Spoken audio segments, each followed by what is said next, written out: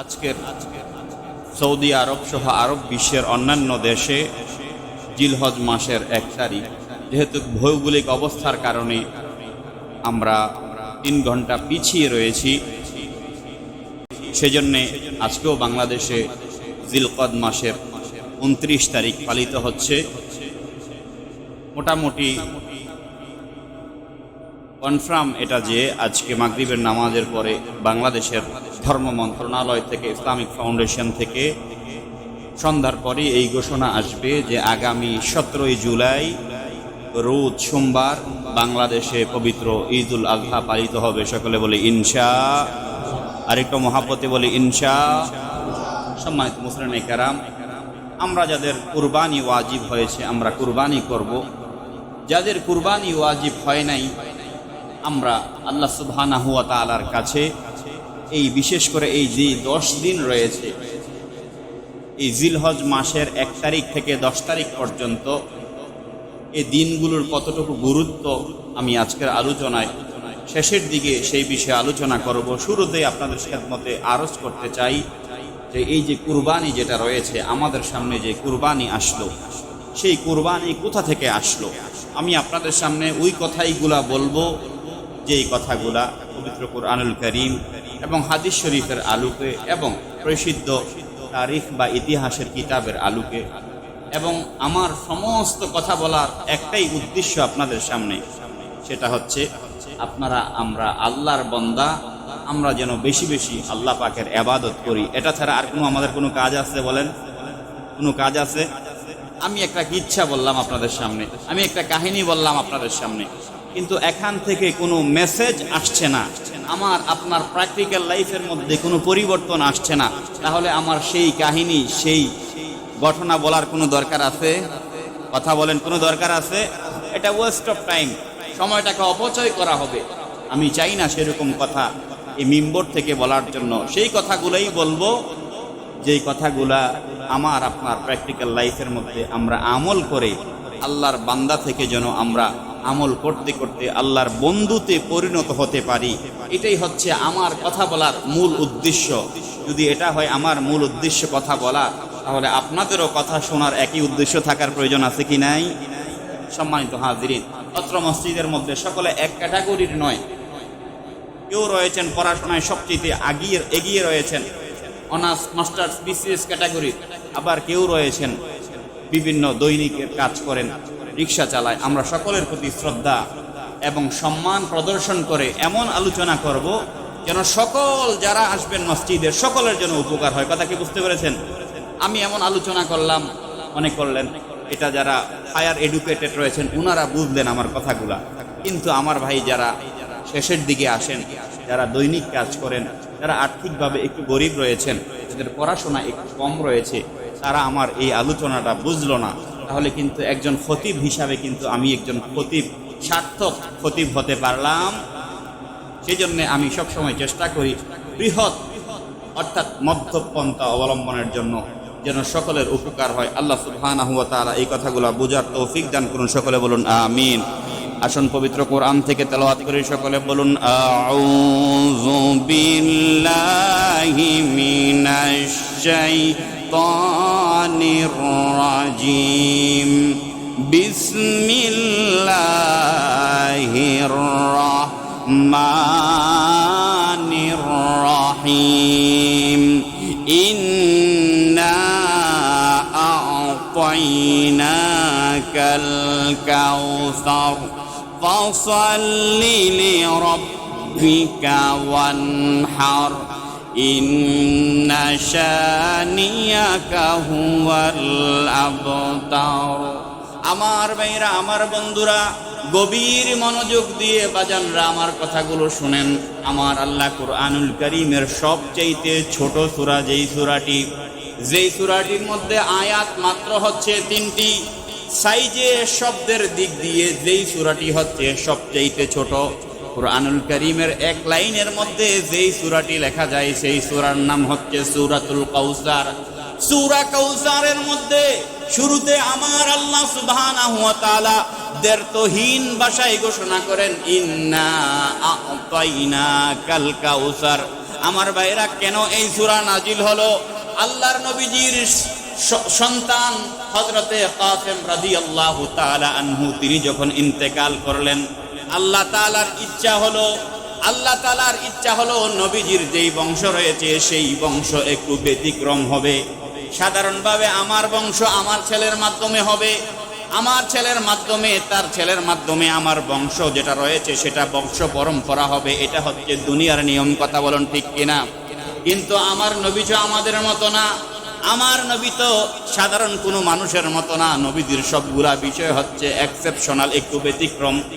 আমার আল্লাহ বলেন, ইয়া রাসূলুল্লাহ, ইয়া হাবিবাল্লাহ, ইন্না আতাইনাকাল কাউসার। ইয়া রাসূলুল্লাহ, আমি আপনার সন্তান হযরতে আবুল কাসেমকে তুলে নিয়েছি। আমার ভাইরা, নবীজি ব্যক্তিগতভাবে মনক্ষুণ্ণ হন নাই, কিন্তু সাধারণ যে মানুষের যে তবিয়ত রয়েছে, সাধারণ মানুষের যে মানসিক অবস্থান রয়েছে, সেই কারণে নবীজি একটু কন্দন করেছিলেন।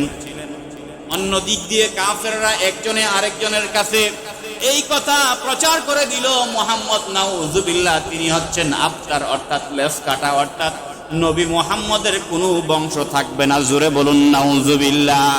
আমার ভাইরা, যখন এই কথা মক্কার অলিতে গলিতে বাতাসের মধ্যে যখন এই কথা বাসা শুরু করলো, এই কথা যখন মানুষের কানে কানে চলে গেল, আমার আল্লাহ জিব্রাইলকে পাঠাই দিলেন, হে জিব্রাইল, যাও যাও যাও, আমার দয়াল নবীজির কাছে গিয়ে তুমি ওহী নিয়ে যাও। আমার আল্লাহ ঘোষণা করে দিলেন, আমার আল্লাহ আয়াত নাজিল করে দিলেন, ইন্না আতাইনাকাল কাউসার। ইয়া রাসূলুল্লাহ, ইয়া হাবিবাল্লাহ, আপনি মনে ক্ষুণ্ণ হবেন না, আপনার ছেলে কাসেমকে আমি তুলে নিয়েছি। আপনার যত সন্তান রয়েছে সমস্ত সন্তানকে আমি তুলে নিয়েছি। শুধুমাত্র সাইয়্যিদাতুন নিসা সাইয়্যিদা ফাতেমা আলাইহিমুস সালামকে শুধু আমি এই জমিনের মধ্যে রাখবো।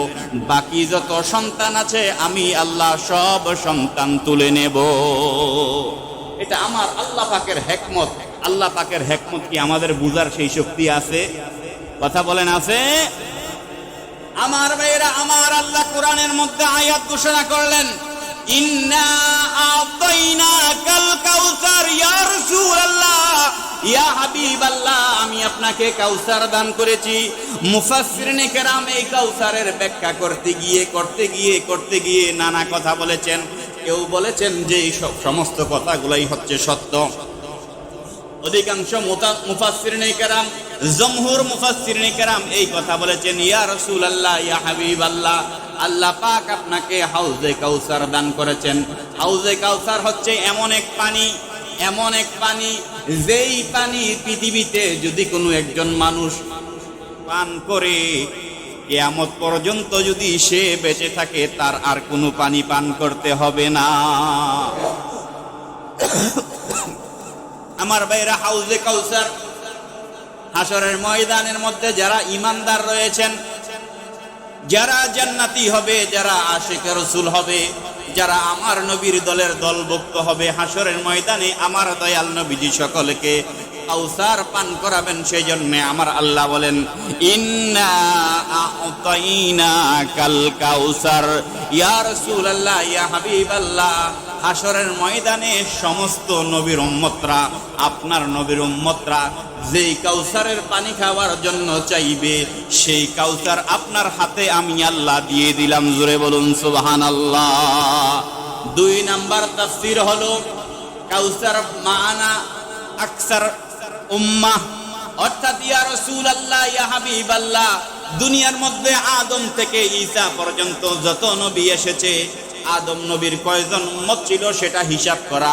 অর্থাৎ ইয়া রাসূলুল্লাহ, ইয়া হাবিবাল্লাহ, নবী হিসাবে আমি আপনাকে এত বেশি উম্মত দেব, অন্য কোন নবীকে আমি এত বেশি উম্মত দেব না। জোরে বলুন সুবহানাল্লাহ।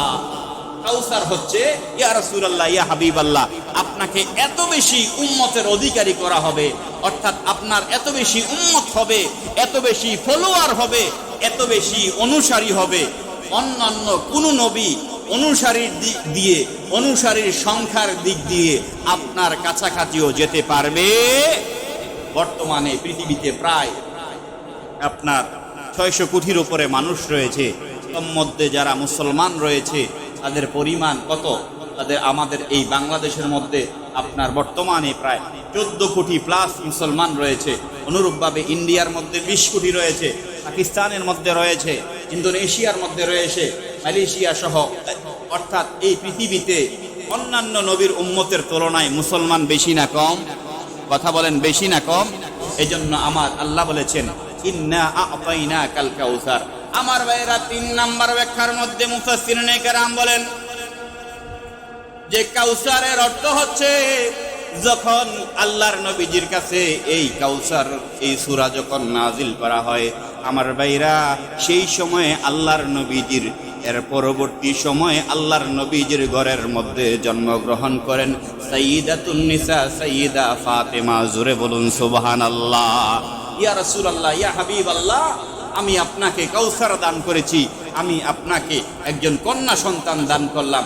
মুফাসসিরিনে কেরাম বলেন যে কাউসারের একটা অর্থ হলো যে এই আয়াত নাজিলের পরে পরবর্তী সময়ে সাইয়্যিদাতুন নিসা উম্মুল মুমিনিন, এই পৃথিবীর সমস্ত মানুষের হৃদয়ের স্পন্দন, যারা হৃদয় থেকে আহলে বাইতকে পছন্দ করেন, ভালোবাসেন, তাদের অবিচ্ছেদ্য অংশ সাইয়্যিদাতুন নিসা সাইয়্যিদা মা ফাতেমাতুজ জাহরা আলাইহিমুস সালাম রাদিয়াল্লাহু তাআলা আনহা জন্মগ্রহণ করেছিলেন। জোরে বলুন সুবহানাল্লাহ।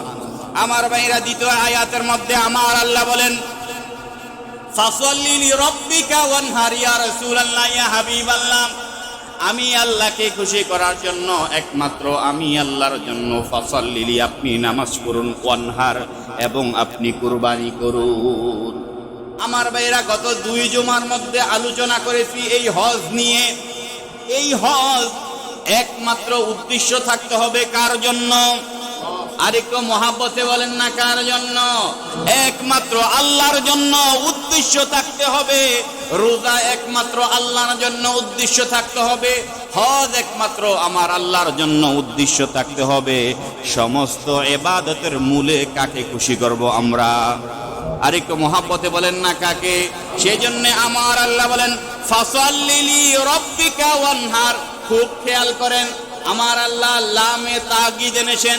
আমার আল্লাহ কোনো কথা বলার জন্য তাগিদ দেওয়ার কোনো প্রয়োজন নাই। নিশ্চয়ই অবশ্যই এমন শব্দ ব্যবহার করার কোনো প্রয়োজন, কেননা হচ্ছেন ইন্নাকা লা তুখলিফুল মিয়াদ।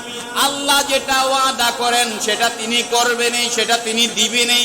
অর্থাৎ দুনিয়ার মানুষের কথার মধ্যে সকালের কথা সন্ধ্যার কথা লড়চড় হতে পারে, আমার আল্লাহর কোনো কথার লড়চড়, কথা বলেন না, লড়চড়।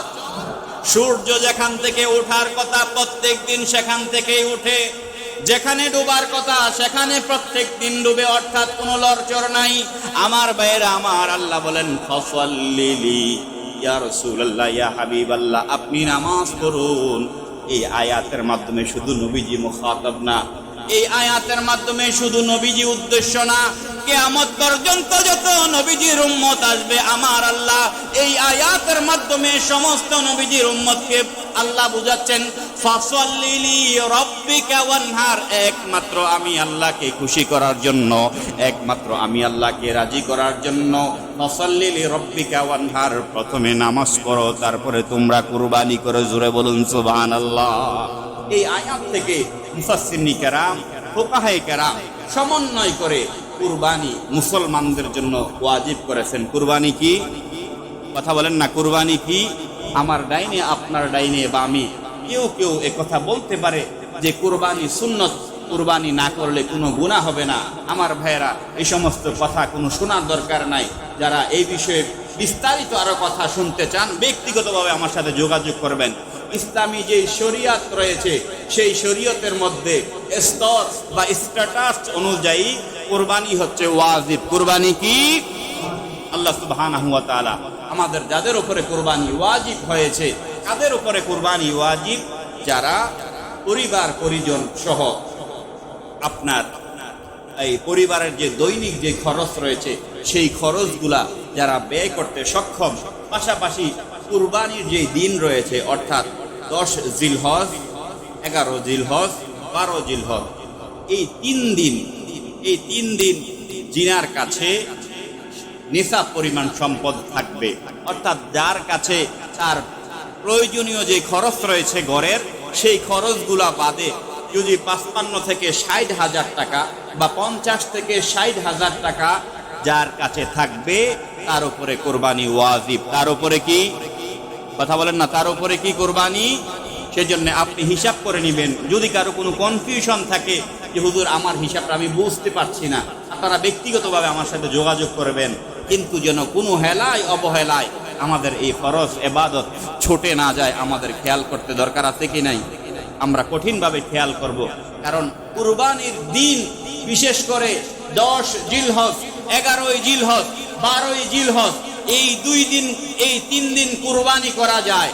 আমার দয়াল নবীজি ইরশাদ করেন হাদিসে মুবারাকার মধ্যে, বুখারী মুসলিম সহ সিহাহ কিতাবগুলোর মধ্যে আসছে, নূরুন নবীজি হায়াতুন নবী ইরশাদ করেন কুরবানির এই 3 দিন 10 জিলহজ, 11 জিলহজ, 12 জিলহজ যত ইবাদত আছে, ফরজ নামাজের পরে যতই ইবাদত করি না কেন, আমার আল্লাহর কাছে সবচেয়ে দামি ইবাদত হলো আমার আল্লাহর রাস্তায় কুরবানি করা। জোরে বলুন সুবহানাল্লাহ। কেউ কেউ বলতে পারে হুজুর আমার তো অনেক টাকা রয়েছে, আমি একটা কাজ করি, আমি একটা ছোট্ট করে কুরবানি দেই, বাকি টাকাগুলো মানুষদেরকে দান করে দেই। এরকম মানুষের মনের মধ্যে প্রবণতা আছে কি নাই? আমার ভাইয়েরা, এটা উচিত হবে না। কুরবানির দিন দান সদকা থেকে আরো বড় উত্তম হলো আল্লাহর রাস্তায় আপনি পশু জবাই করা। সুবহানাল্লাহ বলেন।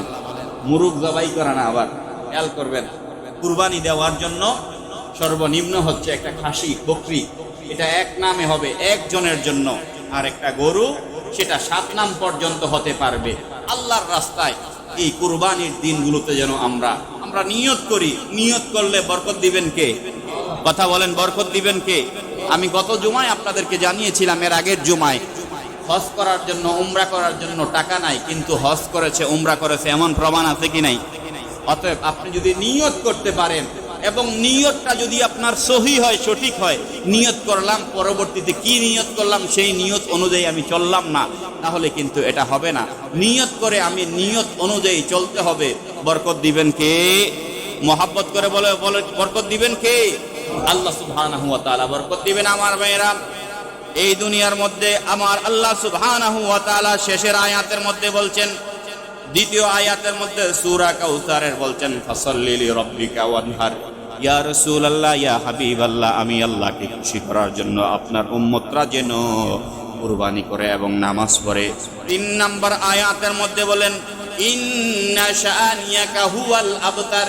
ইয়া রাসূলুল্লাহ, ইয়া হাবিবাল্লাহ, আবু জাহেল, উতবা, শাইবা সহ যত কাফেররা রয়েছে, যারা আপনাকে নির্বংশ বলে, যারা বলে আপনার বংশ না, ইয়া রাসূলুল্লাহ, তাদেরই আসলে বংশ নাই। কথা বলুন ঠিক কিনা? আমার ভাইরা, আপনারা বলেন আবু জাহেলের কবর কোন জায়গায় আছে নাকি? আছে কোন জায়গায়? আবু লাহাবের কোন জায়গায় কবর আছে? তার কোনো বংশধর আছে? কোনো অস্তিত্ব নাই।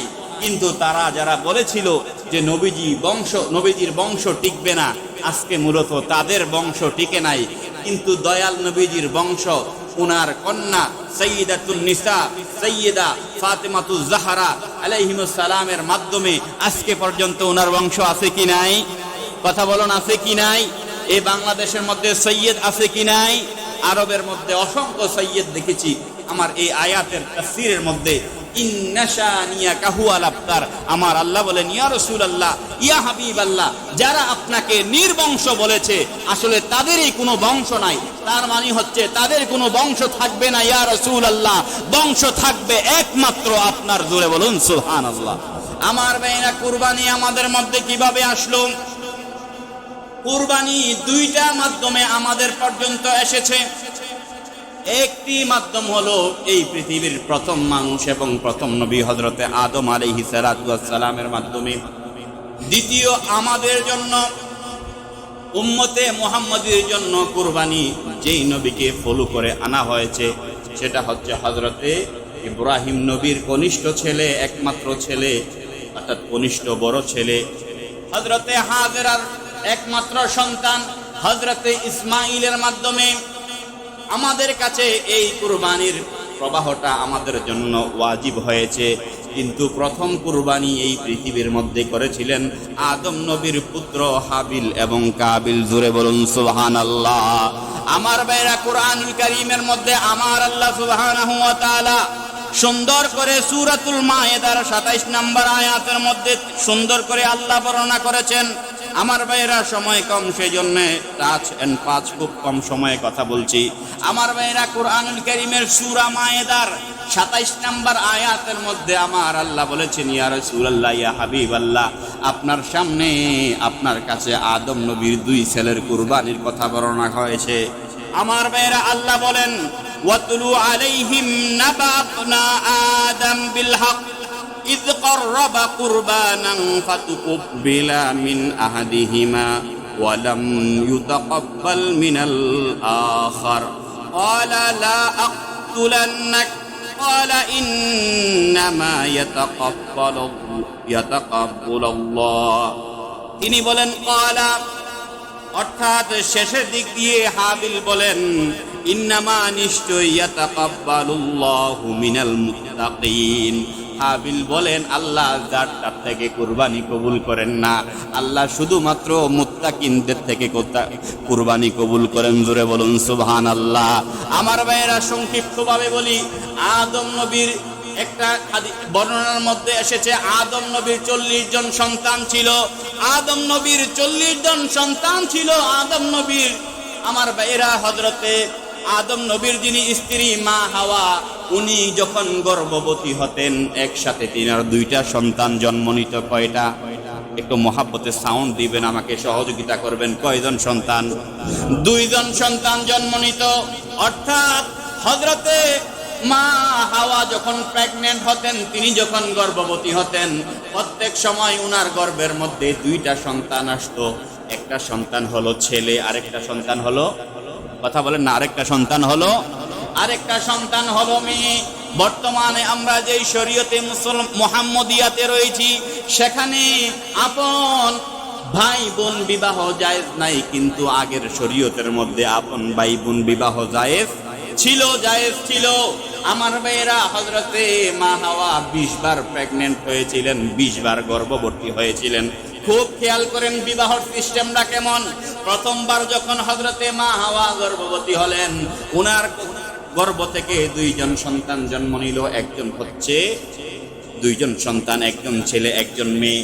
দ্বিতীয়বার যখন তিনি গর্ভবতী হলেন, তখন একজন ছেলে একজন মেয়ে। বিবাহের সিস্টেম ছিল এটা যে প্রথমবার যেই ছেলে প্রথমবার গর্ভবতী হওয়ার পরে প্রথমবার ডেলিভারির পথে যেই ছেলে হয়েছে, দ্বিতীয়বার ডেলিভারির পরে যেই মেয়ে হয়েছে তার সাথে তার বিয়ে হবে। আবার প্রথমবার যেই মেয়ে হয়েছে, দ্বিতীয়বার ডেলিভারিতে যেই ছেলে হয়েছে তার সাথে তার বিবাহ হবে। কথা কি বুঝতে পেরেছেন? এটা ছিল আদম নবীর শরীয়তের মধ্যে। আমার ভাইরা হযরতে আদম আলাইহিস সালাতু ওয়াস সালাম আল্লাহ থেকে যে শরীয়ত পাইলেন, সেই শরীয়ত অনুযায়ী তিনি আমল করতে লাগলেন। আমার ভাইরা আদম নবীর 2 সন্তান, সেই সিস্টেম অনুযায়ী হাবিল নামে একজন, কাবিল নামে একজন। হাবিলের ভাগ্যের মধ্যে আকলিমা নামে একজন বোন পড়েছে, মেয়ে পড়েছে, সহোদর বোন। কিন্তু আপনার কাবিল যে রয়েছে, সে বলল যে না, আকলিমাকে আমি বিয়ে করব। কিন্তু কাবিল যখন জন্মগ্রহণ করেছে, সাথে সাথেই একসাথেই কিন্তু অর্থাৎ একসাথেই তারা মায়ের পেট থেকে বের হয়েছে। আপনারা বলুন, আদমের শরীয়তের মধ্যে আপন এক সময়ে যে 2 জন বের হয়েছে, তাদের মধ্যে বিবাহ জায়েজ? কথা বলেন, বিবাহ জায়েজ? আদম নবী বললেন, আমার আল্লাহর শরীয়ত, তুমি আকলিমাকে বিয়ে করতে চাও? তুমি কেন তোমার সাথে যেই বোন জন্মগ্রহণ করেছে তাকে বিয়ে করতে চাও? এটা তো আমার আল্লাহর শরীয়ত না। কিন্তু তোমার সাথে যেই বোন জন্মগ্রহণ করেছে সেটা তো হাবিলের ভাগ্যে পড়ে। কিন্তু কাবিলের সাথে যেই বোন জন্মগ্রহণ করেছে তিনি সুন্দরী ছিলেন। কাবিল বললেন, না না, আমি এই বোনকে বিবাহ করব। আদম বললেন, তাহলে তো তুমি তো খুব বিতর্ক করছো, তুমি তো খুব বেশি দুষ্টামি করছো। আমার ভাইরা, সাথে সাথে আল্লাহ পাকের পক্ষ থেকে আদম নবীর প্রতি ইশারা আসলো, আদম নবী, আপনি আপনার 2 ছেলের কুরবানির ব্যবস্থা করুন। 2 ছেলেকে কুরবানি দেওয়ার জন্য প্রস্তুতি নিতে বলুন। আমার ভাইরা, বর্তমানে কুরবানি দেওয়ার পরে গোশত আমরা খাই কি খাই না? কথা কয় না, খাই কি খাই না? খাসি জবাই করা দেওয়ার পরে সেই খাসি আমরা খাই কি খাই না? গরু জবাই করার পরে আমরা সেই গরু জবাই খাই কি খাই না? কিন্তু আদম নবীর ওনাদের সময়ে যে কুরবানি ছিল সেটা অনেক কঠিন কুরবানি।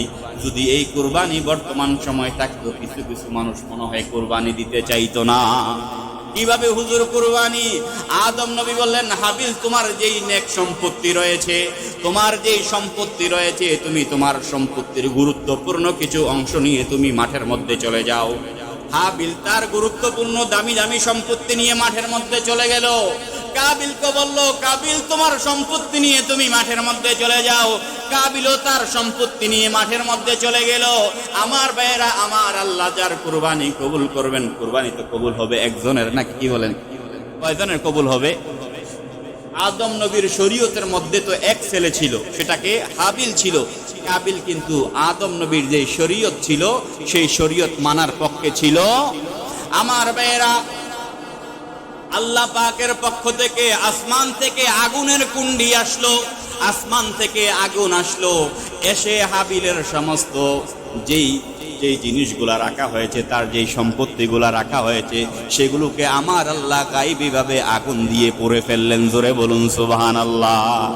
আমার ভাইরা, সেই সময়কার কুরবানি ছিল যার সম্পত্তিগুলা পোড়া হয়ে যাবে, মনে করা হবে তার কুরবানি কি হয়েছে? কবুল হয়েছে। তার কুরবানি কি হয়েছে? কবুল হয়েছে। আমার ভাইয়েরা, হাবিলের কুরবানি কবুল হয়ে গেল, কিন্তু কাবিল তো দুষ্ট ছেলে, সে কি করলো? সে বলল, না, আমি তোমাকে হত্যা করব। আমার ভাইয়েরা, একদিন দিন যায় রাত আসে, এরকম করে আল্লাহর নবী আদমের ছেলে হাবিল তার আপন ভাই কাবিলকে শহীদ করে ফেললো, শাহাদাত করে ফেললো। ইন্না লিল্লাহি ওয়া ইন্না ইলাইহি রাজিউন। আমাদের কাছে এই মেসেজ ইসলামের এই পর্যন্ত এসেছে। রাহমাতুল লিল আলামিন ইরশাদ করেন, এই পৃথিবীর শুরু থেকে কাবিল যে তার ভাই হাবিলকে হত্যা করেছে, অন্যায়ভাবে সে তাকে শহীদ করেছে, কিয়ামত পর্যন্ত যত মানুষ অন্যায়ভাবে মানুষকে হত্যা করবে, তাদের কিছু গুনাহ সেই কাবিলের অ্যাকাউন্টে জমা হয়ে যাবে। জোরে বলুন নাউজুবিল্লাহ। আমাদের বর্তমান সমাজের মধ্যে অন্যায়ভাবে হত্যা আছে কি নাই? কথা বলেন না, আছে কি নাই? আমার ভাইয়েরা, সংক্ষিপ্ত আলোচনা করছি। হাবিলের সমস্ত সম্পত্তিগুলা আগুনে পুড়ে ফেলা হলো, তার মানে হাবিলের কুরবানি কবুল করেছেন কে? আমার ভাইয়েরা, হাবিলের কুরবানি কবুল হয়ে গেল, কিন্তু আমাদের যেই কুরবানি, ইসলামের যেই কুরবানি আমাদের কাছে আসলো, আমরা যারা উম্মতে মুহাম্মদী রয়েছি, তাদের কুরবানি কিভাবে কবুল হলো? আমার ভাইয়েরা, সাইয়েদনা নবী ইব্রাহিম আলাইহিস সালাম, সবাই ইব্রাহিম নবীর নাম জানি কি জানি না, যেই নসল থেকে রাহমাতুল লিল আলামিন শুভ আগমন করেছেন, ইব্রাহিম নবী আমার আল্লাহর কাছে দোয়া করলেন, রব্বি হাবলি মিনাস সালিহিন, হে আল্লাহ আমাকে সৎ সন্তান দাও, হে আল্লাহ আমাকে নেক সন্তান দাও। তখন ইব্রাহিম নবীর ঘরে ইসমাইল নবী জন্মগ্রহণ করে, তখন হযরতে ইব্রাহিম নবীর বয়স হলো ৭৬ বছর। জোরে বলুন সুবহানাল্লাহ। ৭৬ বছর বয়স। সন্তান আল্লাহ দিতে পারে কি পারে না? আর একটু মহাব্বতে বলেন, দিতে পারে কি পারে না? আল্লাহ কি কারো কাছে জবাবদিহিতা করতে হবে? কথা বলেন, জবাবদিহিতা করতে হবে? আল্লাহ কারো কাছে জবাবদিহিতা করতে হবে না। আমার ভাইরা, ইব্রাহিম নবীজিকে এই পৃথিবীর মধ্যে যত নবী বেশি বেশি পরীক্ষার সম্মুখীন হয়েছেন, তার মধ্যে বেশি পরীক্ষা দিয়েছেন অন্যতম হচ্ছেন হযরতে ইব্রাহিম, আর হচ্ছে হযরতে ইসমাঈল আলাইহিস সালাতু ওয়াস সালাম। ইব্রাহিম নবীর ঘরে, ইব্রাহিম নবীর দুই স্ত্রীর মধ্যে হযরতে হাজেরার ঘরে ইসমাঈল নবী জন্মগ্রহণ করেছেন। ইসমাঈল নবীর যখন 14 বছর বয়স, ইসমাঈল নবী যখন জন্মগ্রহণ করেছেন, এর কয়েকদিন পরে আমার আল্লাহ আবার আদেশ করলেন, তুমি হাজেরা এবং ইসমাঈলকে বনবাসে দিয়ে দাও। জোরে বলুন সুবহানাল্লাহ। গত জুমায় আলোচনা করেছিলাম, কাবা শরীফের আশেপাশে বনবাসের মধ্যে তারা ছিলেন। সেখানে কিভাবে জমজম শুরু হয়েছে আপনাদেরকে আমি বলেছি। আমার ভাইরা, হযরতে ইসমাঈল নবীর যখন 14 বছর বয়স হয়ে যায়, ওনার বয়স যখন 14 হয়ে যায়, আমার আল্লাহ ঘোষণা দিলেন, হে ইব্রাহিম, হে ইব্রাহিম, তুমি তোমার যেই তুমি তোমার জীবনের মধ্যে সবচেয়ে দামি যেই সম্পত্তি রয়েছে, সবচেয়ে দামি যেই তোমার বিষয়বস্তু রয়েছে, সেটাকে তুমি কুরবানি করো। আমার ভাইরা, ইব্রাহিম নবী অসংখ্য উট জবাই করলেন, খাসি জবাই করলেন। আমার ভাইরা, সর্বশেষ আমার আল্লাহ বললেন, হে ইব্রাহিম, আমি চাই তুমি আমি আল্লাহকে খুশি করার জন্য আপন পুত্র ইসমাইলকে কুরবানি করো। জোরে বলুন সুবহানাল্লাহ। আমার ভাইরা, লম্বা আলোচনা সংক্ষিপ্ত করছি।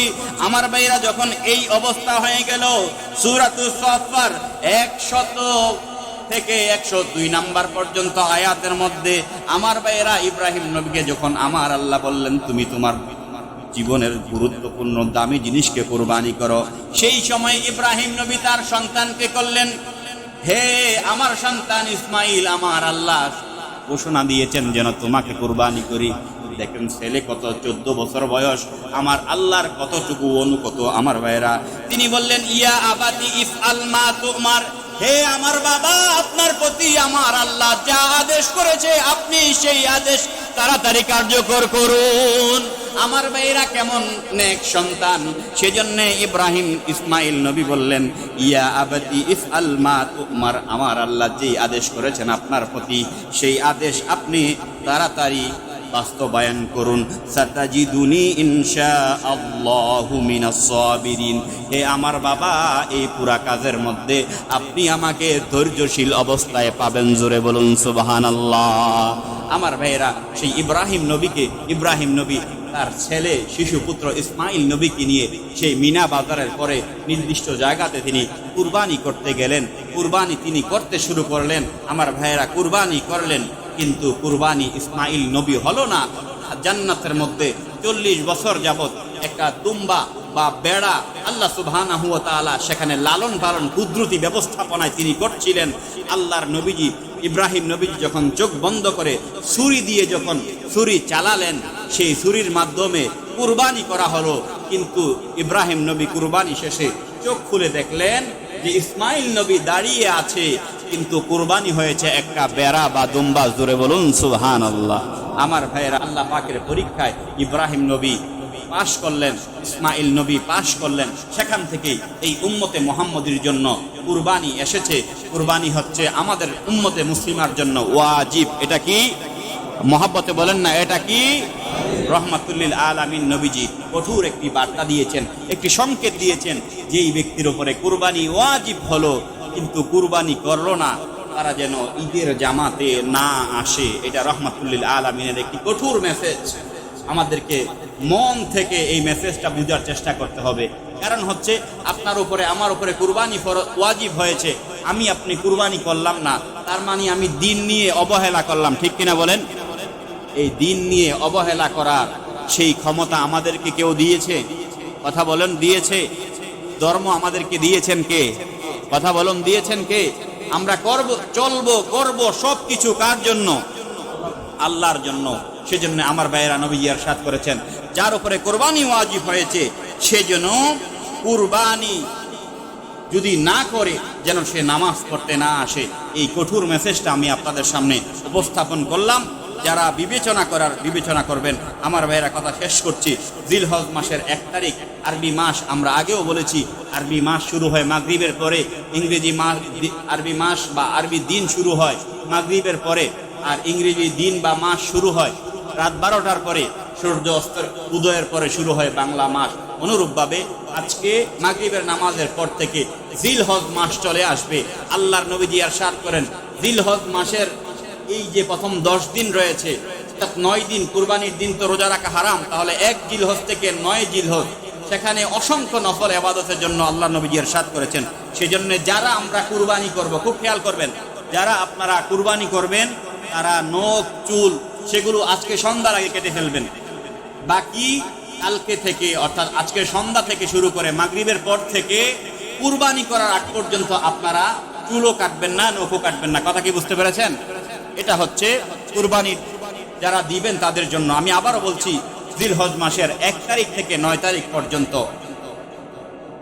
সকলের জন্য কিছু আমল, বিশেষ করে যারা কুরবানি করবেন জিলহজ মাসের 1 তারিখ থেকে কুরবানি করা পর্যন্ত আপনারা আপনাদের নখ কাটবেন না এই সময়ের মধ্যে, এবং চুল কাটবেন না। আপনারা আগে ভাগে এই কাজগুলো শেষ করে নেবেন। 2 নাম্বার হচ্ছে সকলের জন্য এই আমলটা জিলহজ মাসের প্রথম 10 দিন আপনারা সাধ্য অনুযায়ী রোজা রাখবেন। নফল রোজার মধ্যে অন্যতম গুরুত্বপূর্ণ রোজা হচ্ছে এই রোজাগুলা। পাশাপাশি বেশি বেশি আল্লাহ সুবহানাহু ওয়া তাআলার জিকির করবেন এই দিনগুলোর মধ্যে।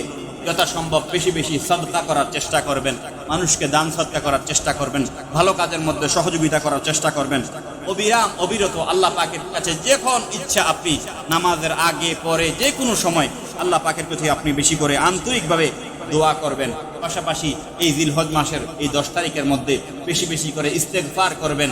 পাশাপাশি সাধ্য অনুযায়ী যাদের উপরে হজ বা উমরা ফরজ হয়েছে তারা হজ করবে এই দিনগুলোতে। আল্লাহ সুবহানাহু ওয়া তাআলা আমাদের এই ইবাদতগুলোকে কবুল করুন, সকলে বলুন আমিন। পাশাপাশি জিলহজ মাসের 10 তারিখে যাদের সামর্থ্য রয়েছে তারা আমরা কুরবানি করব। আমি আবারও বলছি আমার ভাইরা, এই জিলহজ মাসের 1 থেকে 9 তারিখ পর্যন্ত আমরা চেষ্টা করব আমরা রোজাগুলো রাখার জন্য, আমরা নফল রোজাগুলো রাখার জন্য। কারণ নফল রোজা যত বেশি রাখবো বন্ধু হব কার? আমরা কথা বলেন না কার? আমরা আল্লাহ সুবহানাহু ওয়া তাআলার বন্ধু হব। আল্লাহ সুবহানাহু ওয়া তাআলা আমাদের সমস্ত ইবাদতকে কবুল করুন, সকলে বলুন আমিন। আজকে এই পর্যন্ত ইনশাআল্লাহ, বা আগামী জুমায় ইনশাআল্লাহ।